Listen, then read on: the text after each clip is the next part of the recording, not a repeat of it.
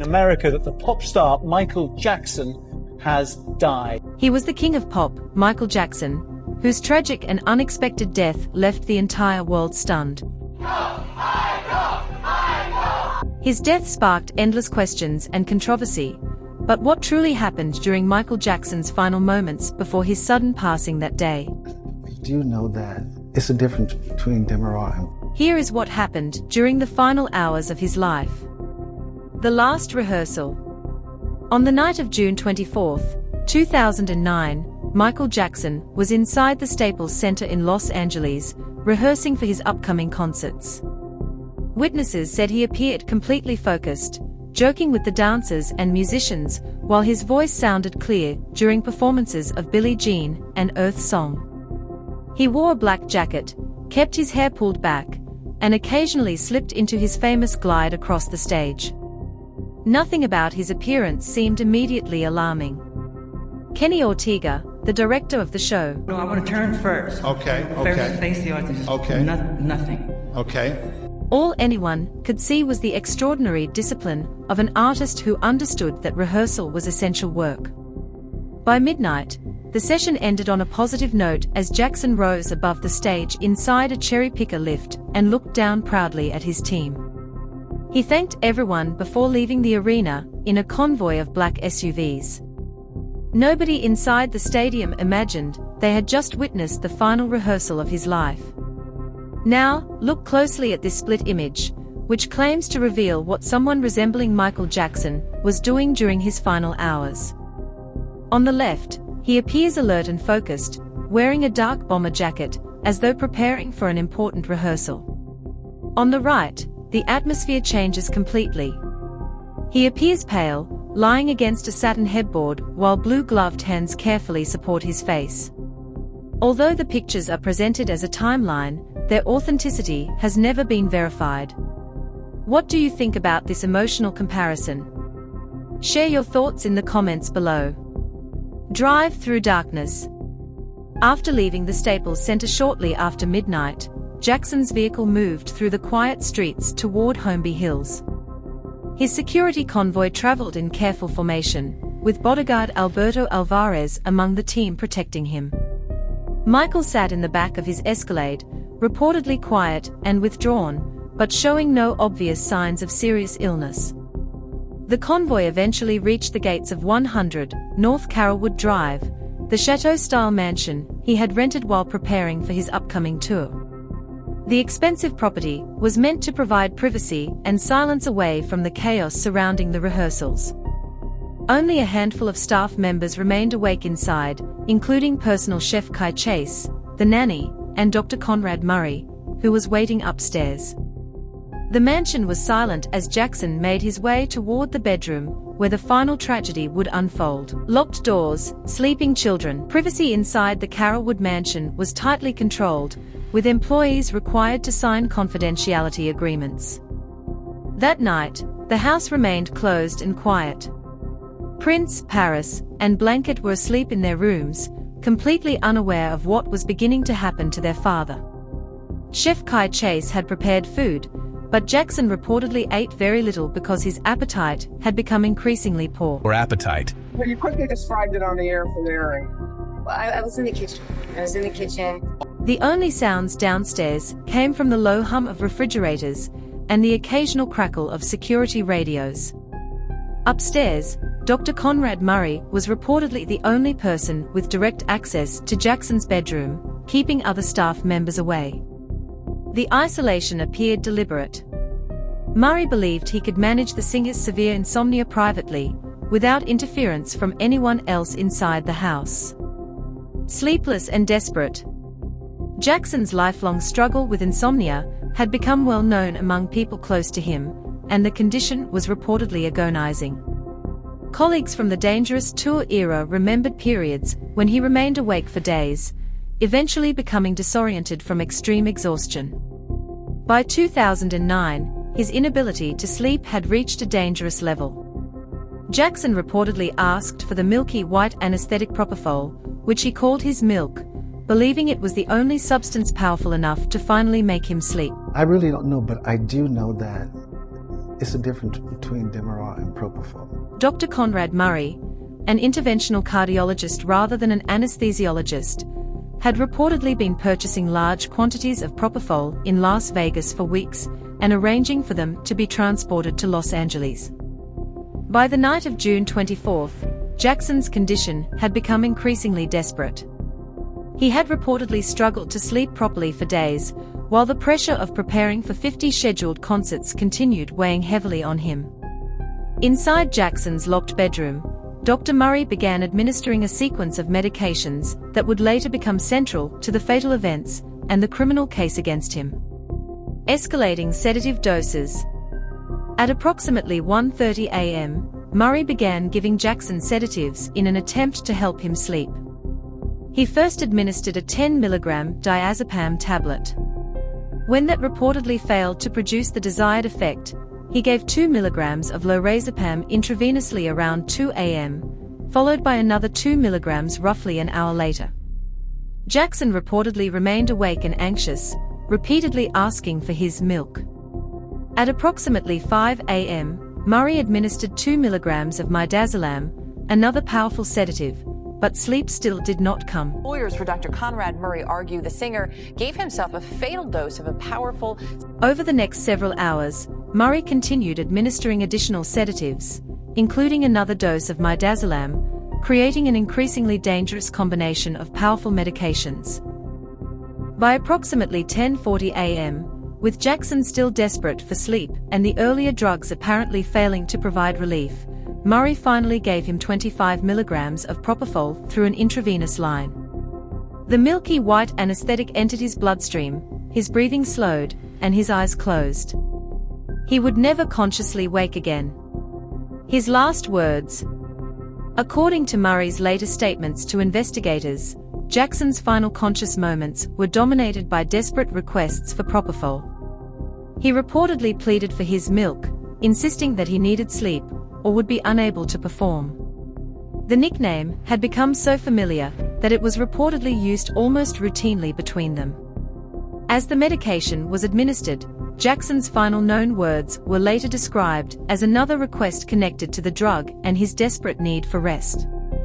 The man who had once sung "Heal the World" had spent his final conscious moments searching for silence from an exhaustion he could no longer escape. Unwatched and distracted. Once Jackson became unconscious under the effects of propofol and other sedatives, Murray failed to maintain the constant medical monitoring required for such a dangerous situation. According to phone records and his own statements, he made several calls, including conversations connected to his Houston medical practice, and a call with Nicole Alvarez, the mother of one of his children. Records also showed multiple text messages during the same period.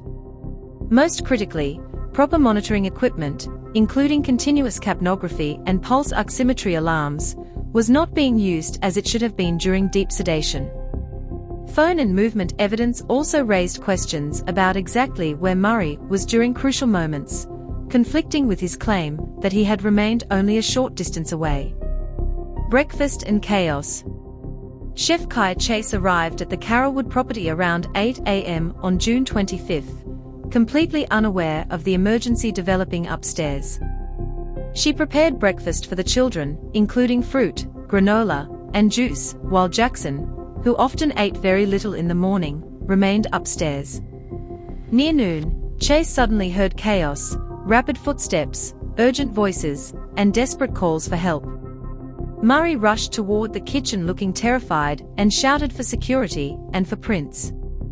The chef froze before quickly trying to protect the children from the unfolding scene. Soon afterward, paramedics carrying emergency equipment moved through the same kitchen where the family normally shared breakfast. An ordinary room had suddenly become part of a catastrophe. Conflicting accounts emerge.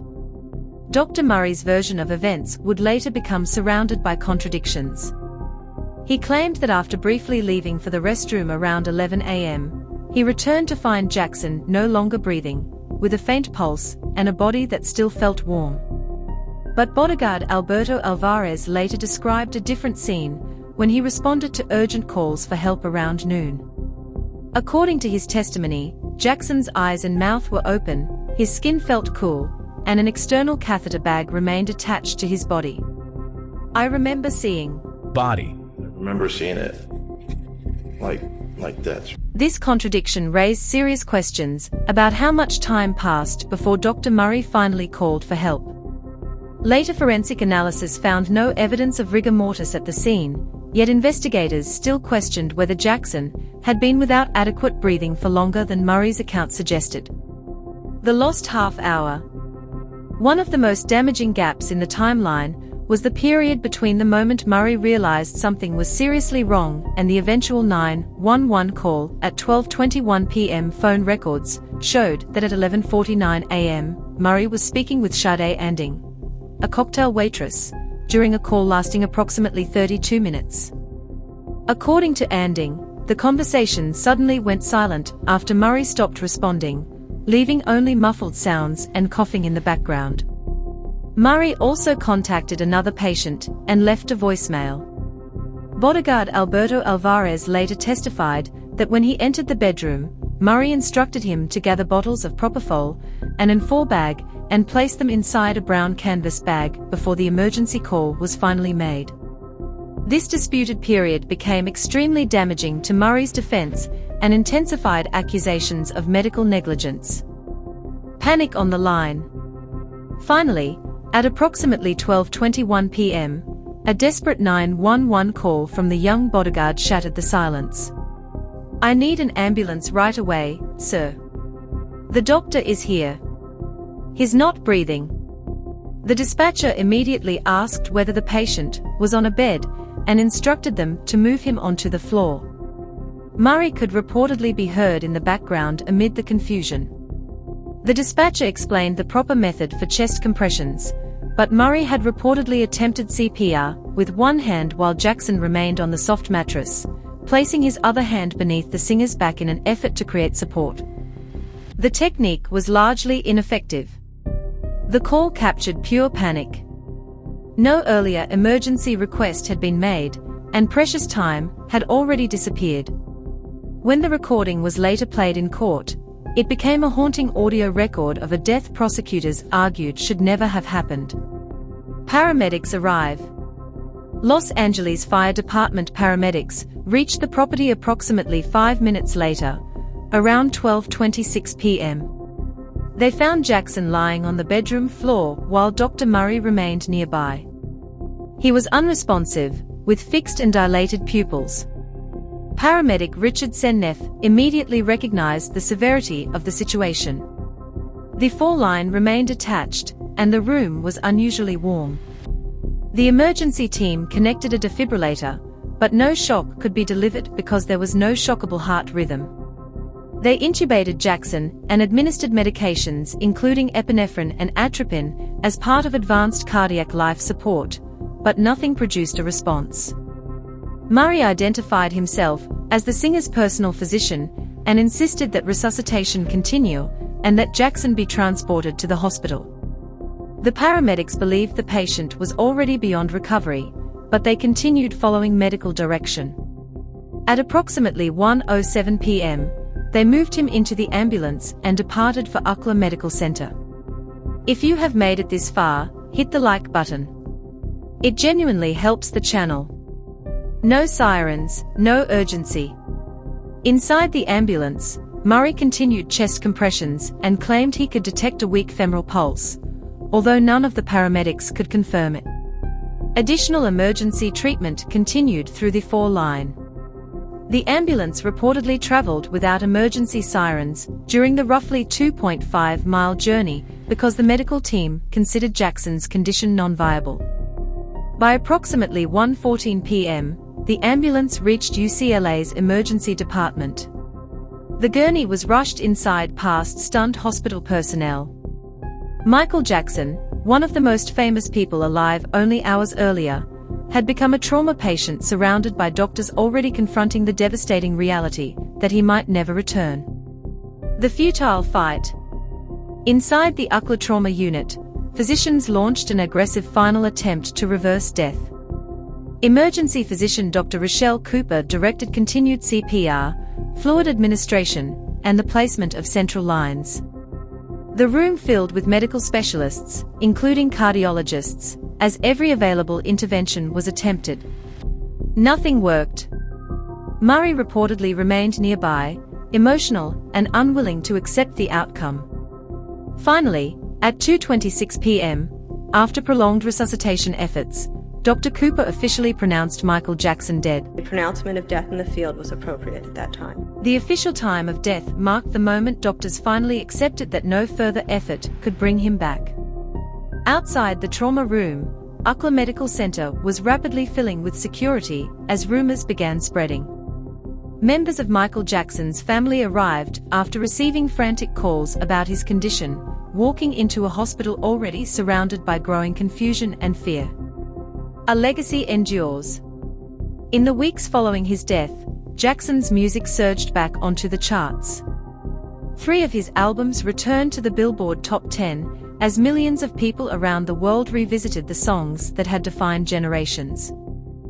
Footage from his final concert rehearsals was transformed by AEG Live into This Is It, which became the highest-grossing concert film ever released at the time, earning more than $260 million worldwide. An estate once burdened by enormous debt eventually became a powerful financial operation through licensing agreements, catalog management, and posthumous releases, including the album Michael. The memorial service held at the Staples Center was watched by an enormous global audience. His influence on dance, fashion, music videos, and popular culture remained impossible to erase. No matter how controversial the circumstances surrounding his death became, Jackson's artistic legacy remained undeniable. His death did not erase decades of innovation. It simply ended the career before the final chapter could be written. Hiding the evidence. Even before the official announcement of his death, investigators would later focus on disturbing signs that evidence may have been moved or concealed. Bodyguard Alberto Alvarez, who entered the bedroom after being summoned by Murray, testified that he saw the doctor hurriedly collecting medical vials with rubber tops and instructing him to place them inside a bag. To remove the propofol from this vial, one has to go through that rubber stopper. Alvarez also described seeing an 4-pole and a bottle containing a milky, white liquid later identified as propofol. According to his testimony, Murray instructed him to remove the 4-bag from the stand and place it out of sight. Crucially, none of these details were reportedly disclosed to the paramedics, who later recalled seeing only a standard saline drip. When police eventually searched the Carrollwood mansion, they discovered medications hidden throughout the property, in closets, inside a baby's diaper bag, and in other concealed locations. Although investigators believed an attempt had been made to clear parts of the scene, the rushed effort left behind enough evidence to reconstruct the dangerous combination of drugs administered before Jackson's death. A hidden pharmacy.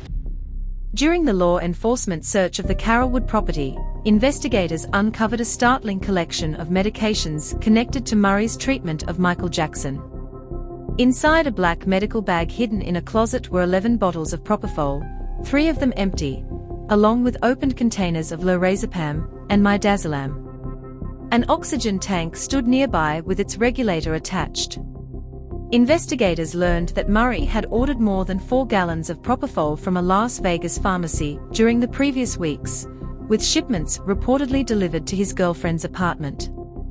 The 4-stand and a cut-open saline bag found inside the bedroom suggested a hurried, improvised attempt to remove or conceal evidence. Most disturbing of all, the massive collection of medications was accompanied by no proper patient records, treatment charts, or documentation showing the kind of controlled medical environment such powerful drugs required.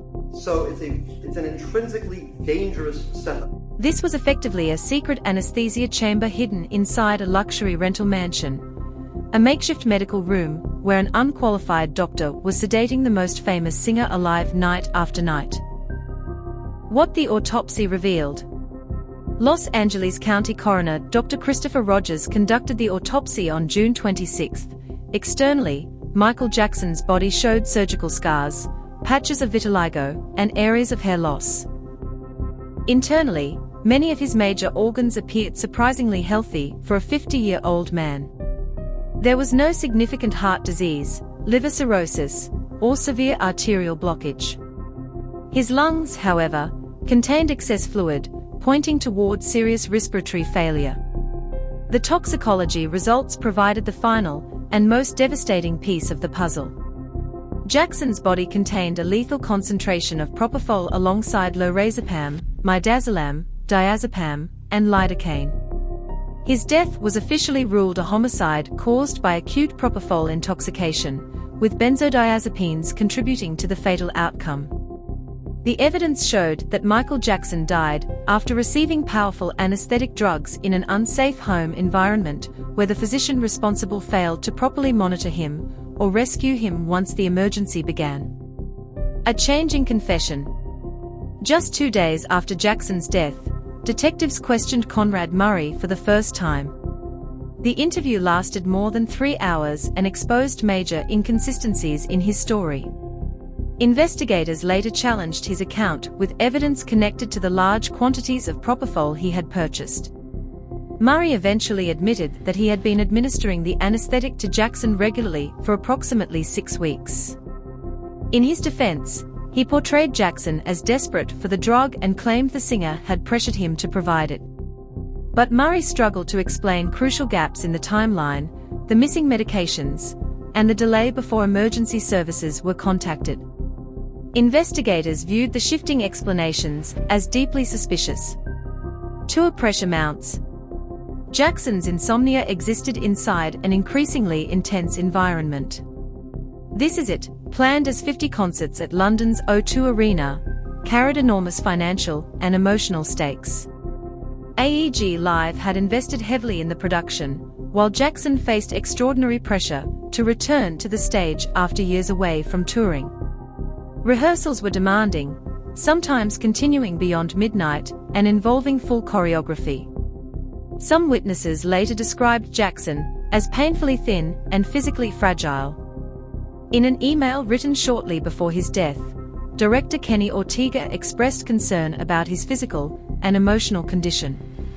Yet the machine surrounding the concerts continued moving forward.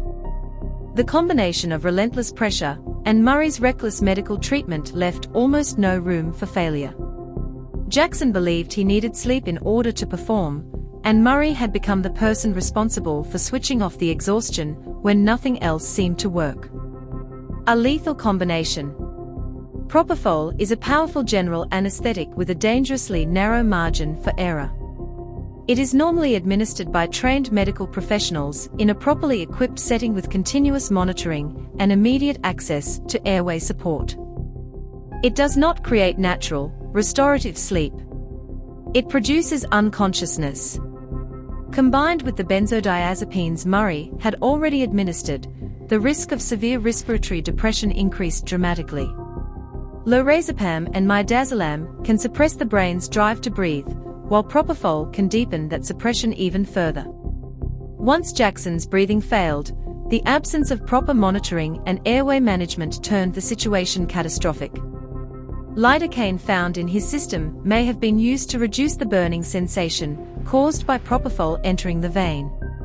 Together, the medications created a dangerous situation that demanded constant professional supervision that was not there when Jackson needed it most. Silence falls inside. By 3 p.m., the gates of the Carrollwood mansion were tightly closed. Jackson's children were quietly taken away by their nanny and security team, leaving behind the home where their father had spent his final night. Staff members were dismissed, and the property was secured.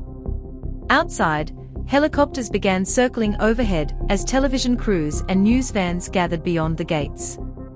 Inside, an unnatural silence filled rooms that had once echoed with music. Half-prepared meals remained untouched. Personal belongings sat exactly where they had been left. The mansion had transformed from a private home into the center of a global tragedy. In the hours that followed, detectives photographed rooms, collected medications, and began reconstructing the final hours of a man whose life had ended behind locked gates. By the end of that day, the entire world knew that Michael Jackson was dead. But the full story of what happened inside that mansion would take months to emerge. Michael Jackson's final hours remain a haunting reminder of the hidden cost of fame, pressure, exhaustion, and catastrophic medical negligence. Subscribe for more deep dives into the untold stories behind the world's biggest icons. Hit the like button and share your thoughts in the comments below. Thank you for watching.